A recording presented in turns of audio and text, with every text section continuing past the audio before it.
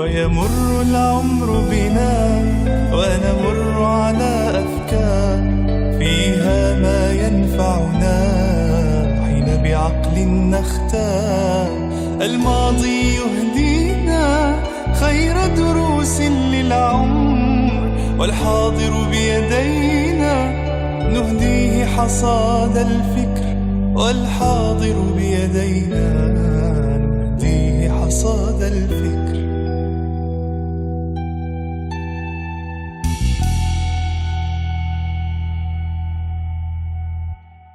بسم الله الرحمن الرحيم، الحمد لله والصلاة والسلام على رسول الله.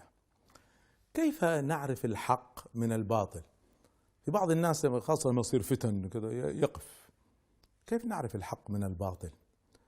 يقول سيدنا علي رضي الله عنه: الحق يعرفنا كيف نعرفه من الباطل. يقول: لا تعرف الحق بالرجال، اعرف الحق تعرف أهله. إذن هذا مفهوم رئيسي جدا. الحق ليس ما قاله فلان أو فعله فلان، سواء حاكم أو عالم، ما لنا علاقة.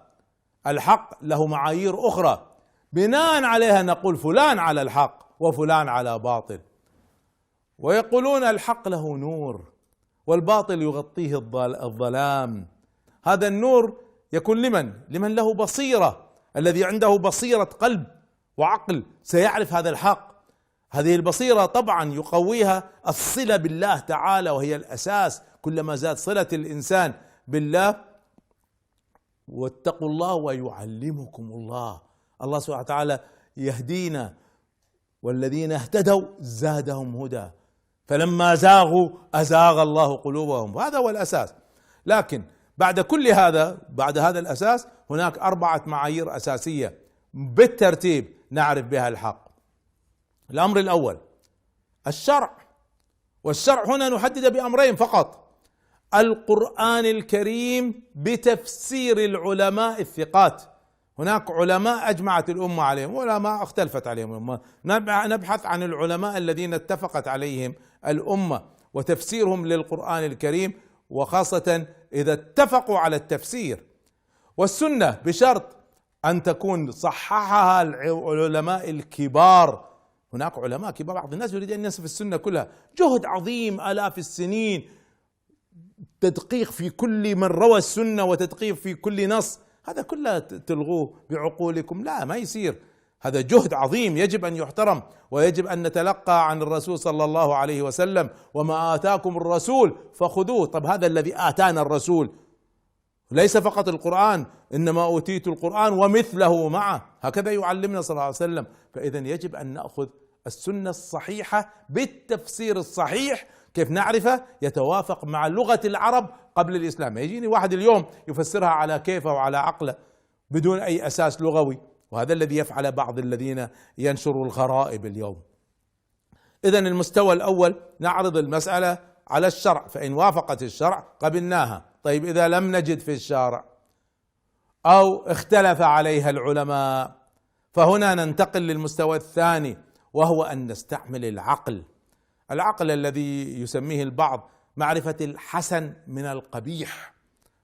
الحسن من القبيح بمصطلحات اليوم: المنطق الصحيح، استعمال علم المنطق الصحيح الذي استقر. وعلى فكرة المنطق الصحيح علم، وهذا العلم طبعا في بعض الناس يستعمل استعمال خاطئ، لكن إذا رجعنا إلى أصل المنطق وهو المنطق الرياضي، arithmetic logic، فمن تعلم المنطق الرياضي يعرف ما هو المنطق الصحيح، وبالتالي سنعرض على من يعرف هذا المنطق الصحيح، أصحاب العقول الكبيرة، وهم في كل التاريخ موجودون.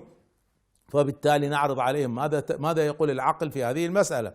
طبعا أحيانا تختلف العقول وأحيانا تظل العقول. في هذه الحالة سننتقل إلى المستوى الثالث، ونعرضه على العرف الاجتماعي اللي مقصود به المقبول، ليس في المجتمع، المقبول عند الصالحين من الناس، وبشرط أن لا يخالف الشرع ولا يخالف العقل.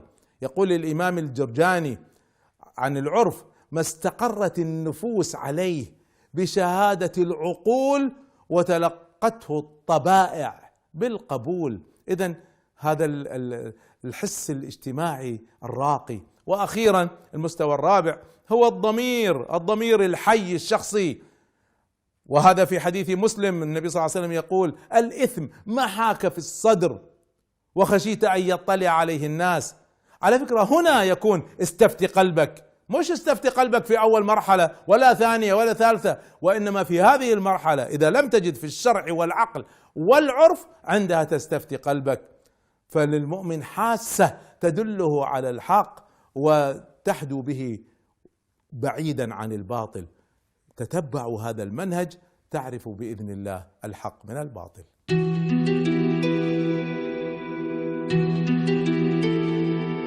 ويمر العمر بنا ونمر على أفكار فيها ما ينفعنا حين بعقل نختار.